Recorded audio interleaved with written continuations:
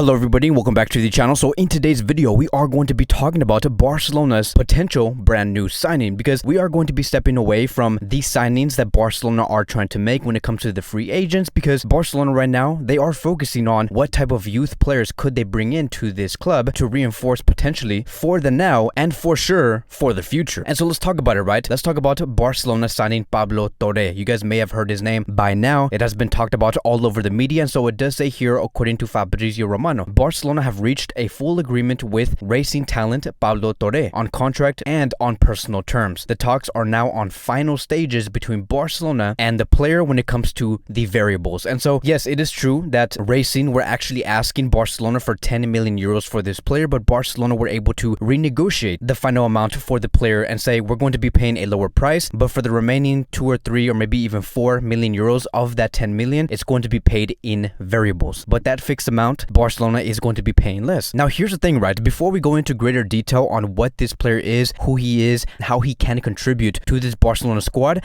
this is more than just a signing. This is more than Barcelona signing a young star. What we have been seeing in the past 10 hours is Barcelona sending a message. This is a transfer that has transmitted a message to every Barcelona fan, every football fan in general, because yet again, Barcelona has beaten another team to this player, and that is not Bayern Munich, but Real Madrid. Real Madrid were very close on signing this player, but Barcelona came in, they pushed, and they said, this is going to be our sporting project. We do have Xavi leading this project. We have Jordi Cruyff, who is also in here. We have Joan Laporta, who is very experienced. We know what it's like to build a very dominant Barcelona, and we're going to do this again, and we want you, right, Pablo Torre, to be a part of this. And that is why we have seen Pablo Torre join Barcelona immediately. And it's just so wild to see like Barcelona convincing all of these players, and because of the sporting project, like it also makes you wonder, right, like what in the heck is Barcelona telling these players, and like who's involved? Like, is it Xavi? Is Xavi always there during the sporting project presentation and saying, I do want you here, we're going to be using you greatly, but we're first actually going to put you in the Barcelona B Academy, and then I'm going to be looking over you and then potentially put you into the first team? Like, there's so many things that this Barcelona team is probably saying to these players, because look, we have beaten Bayern Munich to Christensen, right? We have beaten Bayern Munich to Serginho Dest. Now we're seeing that we have beaten Real Madrid to someone like Pablo Torre. And this is why I do say it is important to know that Barcelona know what they're doing, because if Barcelona know what they're doing, they're going to present a strong sporting offer to these players, and they're going to be convinced. This is why we have seen Barcelona have so much pull power. And I do believe that these players that are coming to this club, they see what this club is going to become. And the fact that they are seeing Xavi Hernandez, a legend for Barcelona, leading this project, they're going to be saying, oh yeah, Xavi is someone that has been through this. He has been through winning a World Cup, winning 3 Champions Leagues, winning multiple trophies with Barcelona. This is an experienced club with experienced people in charge. So now going into the greater detail, right, on what Pablo Torre is, what type of player he is, like what is his profile. So he is a 18-year-old player, someone who does play as an attacking midfielder. There were at times through this season, right, this current season, where he has played as a center forward, but mostly as a attacking midfielder, like about 85 to 90% of the time. He does have that one touch just like Gavi. His passing is exactly like Pedri. His intensity does match someone like Gavi when it comes to the pressing, also someone like Frankie de Jong. So in the end, this is a player that is very talented. There is a reason why Real Madrid and Barcelona wanted this player, and many of us do see why, right? Like, once you do see multiple clips of this player, many of us can see why this player could challenge the current midfielders that Barcelona have, like Pedri, Gavi, and Frankie, and Nico. But here's the thing, right? I honestly do think that this player, right, Pablo, he is a much more clinical version of Pedri and Gavi, because if you look at the amount of games that he has played a total of 21 games in this season. Within those 21 games, he has provided 6 goals and 5 assists. So he has been involved in a total of 11 goals that Racing has scored. And the whole idea right now, right, like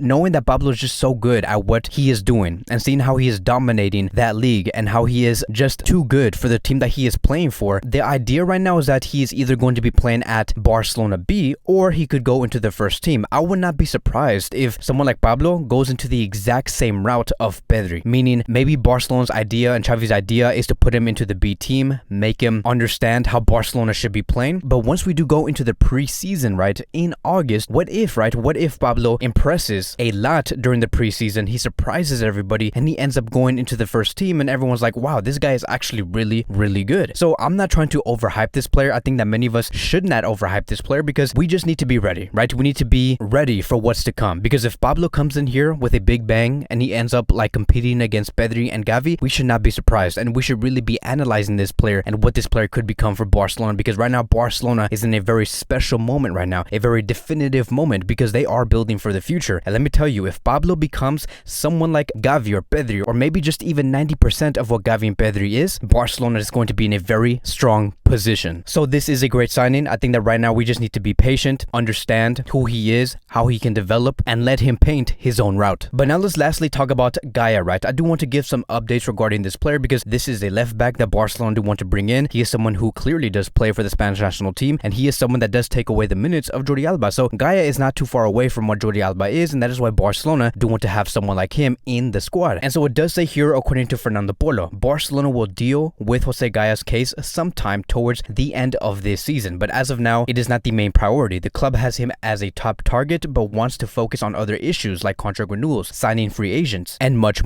more. So I assume that the reason why Barcelona are not really pushing for Jose Gaya's move is because right now we do have options, right? It's not the best options, it's not the best situation to be in, but we have Alba on the left, who is like 31 years old, 32 years old. We have Serginho Dest, who does actually play as a right back, but he can also play as a left back. But in the end, we are in some way covered for that position, which is why many of us are seeing Barcelona not being too pushy for this signing. Also, they do want to focus on the renewals of Gavi and Araujo, something that we have not seen yet, and then lock down the deals of Christensen, Mazraoui, Azpilicueta, Kessie, and then also focus on the operation of Erling Haaland. There's many things that Barcelona do have to complete before they even get to that position to sign someone like Gaya, because what makes Gaya so different from signing players like Christensen, Mazraoui, and many other more is because Gaya does have a fee next to him that Barcelona do have to pay. And of course, Valencia do want to renew this player because they do not want to avoid losing him for free, because his contract does end in the summer of 2023. But the moment Gaya says that he does not want to renew, I do expect Valencia to say, yeah, we're going to have to sell you because we do not want to lose you for free. And yes, we have heard Gaya say that he loves the club. He has been at Valencia for so many years, but that's normal. Like, you are under contract. You are still a Valencia player. Like, I don't expect Gaya to say, oh yeah, I do want to move away, go to a different club like Barcelona, a Spanish club in the same league as Valencia. I don't expect him to say that. What he is saying now, it is because he is currently under contract, but that has nothing to do with what Gaya does want in the future, which is potentially to move to Barcelona. But I strongly believe that the reason why Gaya has not informed Valencia on whether he does want to renew with this club, yes or no, it is because Barcelona is not pushing hard. Like, Barcelona is not trying to convince Gaya that they want him in, and I think that Gaya is waiting for that moment. But here's the thing, right? If Barcelona end up getting Gaya, can you imagine how many fullbacks we're going to be having by the next season? Like, if Gaya ends up coming and Azpilicueta ends up coming, because Xavi does want Azpilicueta, right? He is pushing for this signing. He is for free. There is no risk involved with signing Azpilicueta. Can you imagine having Dest, Alves, Azpilicueta, Jordi Alba, and Gaya in the same team? Like, we're going to be completely covered within the fullback position. Like, I have no idea, right? I cannot even tell you what Barcelona's defensive line is going to look like if we end up having these 5 fullbacks.